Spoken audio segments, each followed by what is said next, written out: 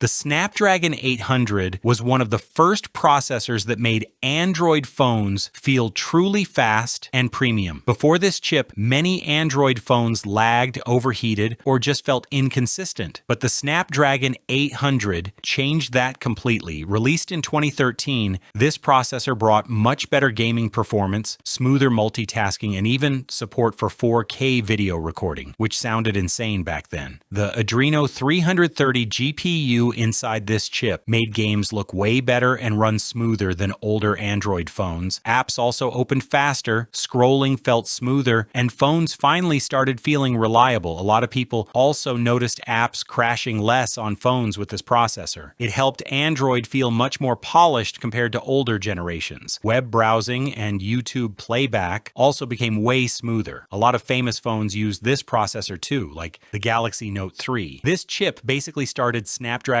reputation for making powerful flagship processors.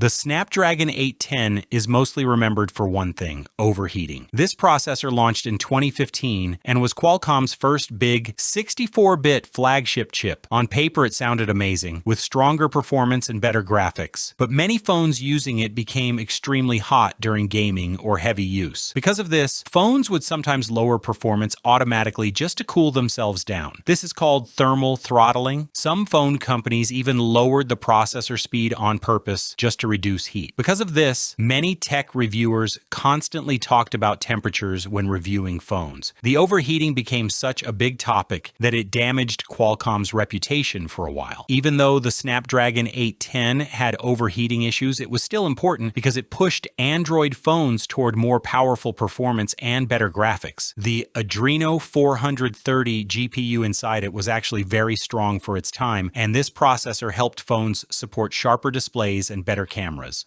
After the Snapdragon 810 problems, Qualcomm needed a comeback, and the Snapdragon 820 delivered exactly that. Released in 2016, this chip focused heavily on improving efficiency and reducing heat while still increasing performance. The custom Cryo CPU cores made phones feel faster and smoother without overheating as badly as the previous generation. Gaming performance improved massively too, thanks to the Adreno 530 GPU. Games ran smoother, phones stayed cooler, and battery life improved. This processor also helped phones open apps noticeably faster than before. Fingerprint sensors became quicker and more reliable during this generation too. Many people saw the Snapdragon 820 as Qualcomm finally fixing their mistakes from the previous chip. It brought confidence back to flagship Android phones again. This processor also improved cameras and even supported early mobile VR experiences, which were becoming popular at the time.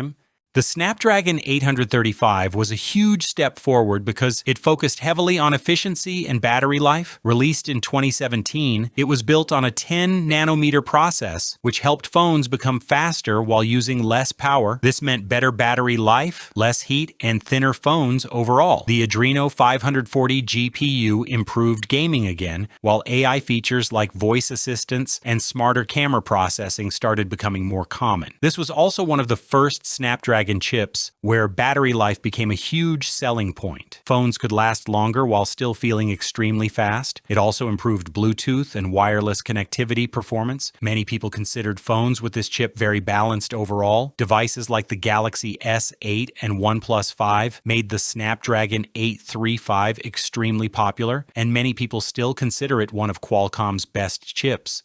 The Snapdragon 845 launched in 2018 and became one of the most loved Snapdragon processors ever. It improved almost everything from the Snapdragon 835: better gaming, better AI, better cameras, and better efficiency. The Adreno 630 GPU was extremely powerful and helped games like PUBG Mobile run much smoother. The Snapdragon 845 also handled multitasking extremely well for its time. Switching between apps felt almost instant on flagship phones. This chip also improved stereo speaker support and overall media performance. Watching videos and playing games felt much more premium because of it. AI also became a much bigger focus here. Phones could improve photos, recognize scenes, and process voice commands much faster. This processor powered legendary phones like the OnePlus 6 and Pocophone F1, especially the Pocophone, which became famous for offering flagship performance at a cheaper price.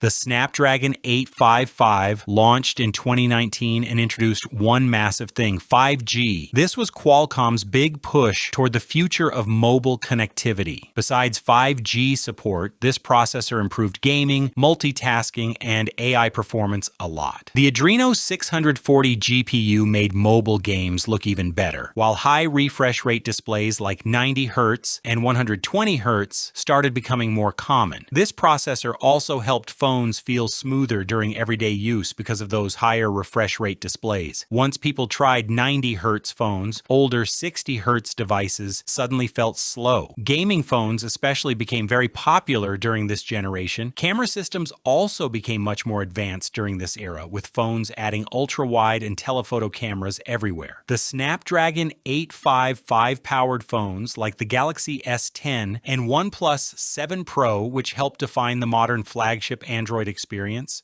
The Snapdragon 888 launched in 2020 and focused heavily on raw performance, AI, and gaming. This processor was extremely powerful and supported advanced camera features like 8K video recording. The Adreno 660 GPU delivered huge gaming improvements, and AI performance became much stronger too. Many gaming phones using this processor added advanced cooling systems to handle the extra heat. Some even included internal fans or giant vapor chambers. Mobile games also started looking much closer to console games during this era. This chip showed just how powerful smartphones were becoming. But just like the Snapdragon 810 heat became a big discussion again, some phones using the Snapdragon 888 got pretty warm during heavy gaming sessions. Still, the performance itself was impressive, and this chip helped push Android phones even closer to laptop-level power. It also made 5G much more mainstream across flagship phones.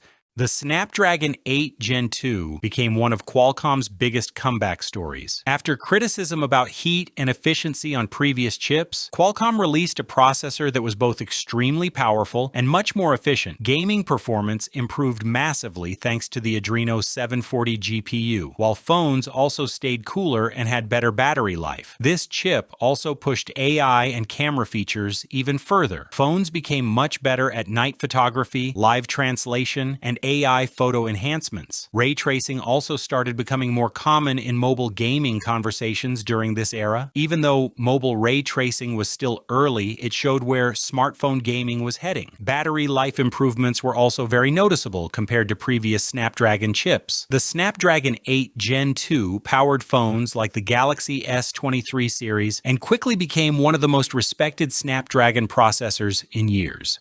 The Snapdragon 8 Elite represents Qualcomm entering a completely new era of smartphone performance. This processor focuses heavily on AI, gaming, and laptop-level power. The new custom Orion CPU cores deliver massive performance improvements, while the GPU allows more advanced gaming graphics and better ray tracing support. AI is one of the biggest focuses here. Features like AI photo editing, live translation, and smart assistants rely heavily on processors like this.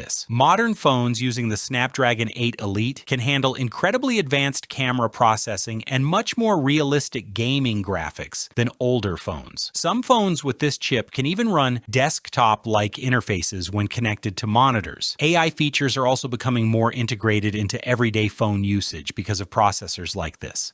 Thank you for watching. Make sure to leave a like and subscribe. Also, don't forget to watch some of my other videos.